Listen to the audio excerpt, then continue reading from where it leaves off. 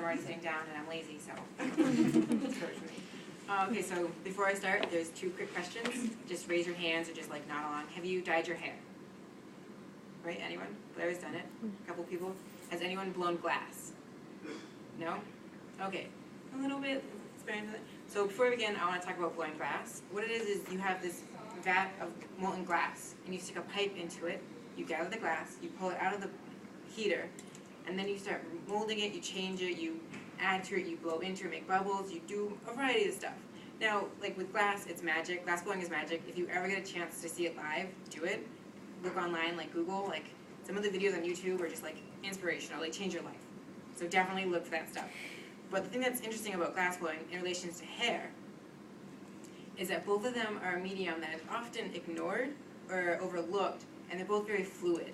Hair, as we all know, you can move it, you touch it, you move things around. But glass blowing is the same thing. When it's still hot, you can bend it into any shape and form you want. If you see, like, these are all bubbles, these are all different shapes on the top. My project is called Hair Today, Gone Tomorrow. And the point that I was looking at, this is mainly anecdotic, so a lot of it is my personal experiences, is that how changing your hairstyle affects the way you change your personality and how other people view you. You don't change as a person, but you begin to embrace different traits that you wouldn't normally think that you had. So I'm going to start with my very earliest hairstyle. This is from 2007. I had dyed it to fire hydrant red. And I did this because growing up I had brown hair. You can't really see it because I cut it, I got crazy and just cut my whole hair down. But brown hair is usually described as like plain, kind of boring, like often kind of like that neglected, you know. We're not really like the popular people. My first job, I was working in a newspaper and I went to journalism. I loved that stuff. So I wanted to be professional, but also I wanted to stand out. I wanted to be that reporter that you saw and you're like, I know that kid. He did that story. So I dyed it red. And I noticed as a redhead, I was more willing to just go forward and talk to people and be like, oh, hi, this is my name. How are you doing? I'm great. I didn't say stuff like, yo, man, I'm going to the store soon. I was very professional and very controlled before I was. I wasn't flailing around. I was solid and strong. Next came the pink hair, which this happened in, I think, 2010 or maybe 2011. And with this, it was interesting to go into my school, which is on the North Shore, with a pink hair because, for me, like it wasn't something that I was comfortable with at first. I was doing something, I was exploring who I was as a person. This was about 2 years after I realized that I was gay and that I was attracted to men more than women.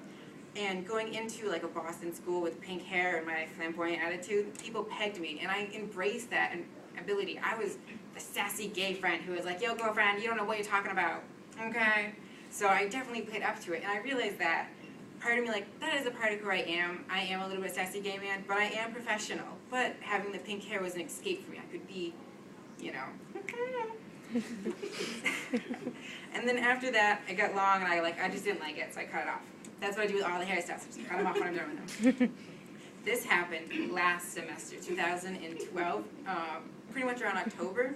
I cut my hair, I was blonde, I was loving it, and then I was like, you know what? I've never done something crazy. I'm that kid who plans things, and I organize my closet by color. Like, my shirts are done perfectly. Everything is in a line. But I wanted to be crazy and bold, so I just shaved everything off except for, I called it a shark's fin. It was a mohawk, with only the front, and everything was pointed up. I became a predator. I hunted people. I found excitement. I did things. I went out there. So, like, embracing my hairstyle, it was something that, like, once I started doing it, I saw other people doing it too. When I was professional, I had people emailing me daily, be like, oh, what did you mean by this and that? When I went Sassy Gay Friend, I was invited to, like, hangouts, and, like, people would take me clubbing, and I was getting drunk, and it was awesome. When I was adventurous in both, people bought me train tickets to go to Gloucester. I got trips into Boston for free because I was like, hey, I want to go to the aquarium. Who's coming with me? People did it for me. It's great. So I noticed that as I embraced my hairstyles, people embraced that personality of me. The thing was, I noticed that professional, I wasn't having a lot of fun. Sassy gay man, I was having too much fun. Shark's fin predator, people were judging me a little bit too harshly, and they were saying, like, does this kid have substance? Like, he's out there doing fun things, he's adventurous, but is that just a cover for something? So I realized that the hairstyles, as it is, like, they each show a part of who you are, but you have to not let yourself fall into them. It was something that I had discovered over this. And I did this project on my, like, I took a glassblowing class, and our final project was to do something that meant something to you. And for me, when I sat down to start doing it, I was like, I realized that who I am I'm all these people, but I'm all of them at the same time. I'm more than just professional, the sassy gay friend, the predator. I am a sassy predator professional. I think that's really all I had planned. So, I can take questions later, and like you guys can touch them and play with them. If anyone wants to know more about glassblowing, I can do a little. How much time do I have? A couple more minutes. I can do a little bit more on how like glassblowing is done. If anyone's interested in that, does anyone want to see how like demos? Well, the start of it, like you get a pipe, and when you stick it into the molten lava, you gather some glass. I'm going to use professional terms. If you don't know anything, just be like, whoa, calm down. So you gather glass, you mold it on a marver. It's like an iron table. And with glass, like the pot itself that you first get it from is 2,500 degrees. So don't stick your hand in it. I mean, not the hard way. I didn't, but no, like seriously, don't. Mold it, as it cools, it gets harder to maneuver and interact with. So you want to get your bubble in soon, so you can expand it. If it gets too cold, you can stick it in a glory hole. There's a lot of innuendos in glassblowing. That's one of the reasons you should take it. If you don't have a dirty mind, you'll get one. It's a true story. So you stick it in a glory hole, that heats it back up again. The glory holes are about 2,000 degrees, so not as hot as the vat of molten glass, but still pretty hot. You also want to buy a lot of deodorant in glassblowing because you sweat a lot. You really do. Stuff gets heavy and you're sweating, it's 2,000 degrees, you need deodorant, trust me.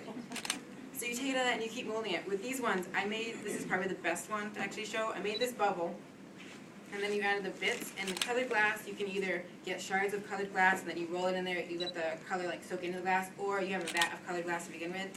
Since I was at the school, like they're not going to have just a vat of red hanging out, so I had to use the colored glass there. But you put it in the glory hole, you warm it up, then you just drop it on the glass, and it's still pretty hot this time. It's like 1,800 degrees, 1,700, like it's still hot. I actually, for this one, when I was shaping it, I actually missed and I hit it, I punched my glass, and I had a burn on my knuckle for 2 days. I couldn't like do anything, I was like, it was an adventure. But you can mold it, you can shape it, you can add indents, and you can pull and move it around. You can't really see because it's far away, but I'll pass on later. There's 2 layers to this, and I put in like wavy hairstyles because professional, I want to be wavy, not curls. Curls, you know what I'm talking about. So with this one, when I put the layer on top of it, there's a lot of pinches in it, and that you can do just by using metal. A lot of glassblowing is pretty much just glass. It's hot air and metal because metal's cold. So when you combine them together, that's when you can move glass around. For this guy, when I put it down here, you have to pluck out the ends, and then you have to snip them so that it's not just one line, it's snipped. And then to cap it off, you turn everything around, upside down. You drop this on real quick, and then you put it in a cooling down oven. I don't know if anyone's ever experimented with hot stuff before, but if you heat something up to like 2,000 degrees and then you just hang it out in your room, it's going to explode and it's going to hurt when it hits you. Flying glass, hot flying glass, is not your friend. Okay, so you put it in the oven, it cools down. It takes about 24 hours to cool down because the ovens are about 900 degrees, and every like hour when they're cooling down, it drops by like 2 degrees, so it takes a while to cool it down. I think at the end temperature, they're still like the ovens are still like 200 degrees, but you can pull it out and then it cools down like room temperature wise. And that's really important because I don't think any of these suffered it because I was good at this time, but I've had pieces that have like huge cracks of going lines because they didn't cool down fast enough, or I didn't put them in the cooling ovens fast enough. I was like, ooh, it looks really pretty.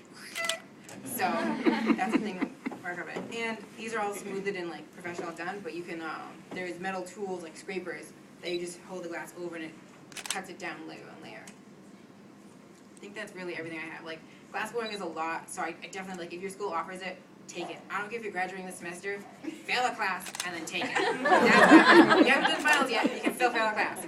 So it was really like it's a really great class. If you can't take it, definitely like look into it. I know there's a lot of studios in Boston and around. There's a really good studio in South Hamilton. I don't know if that's near anyone, but they're a really good studio. Like they're world known. That one in South Hamilton, it's called like Hearst, something like that. Google it, it's good.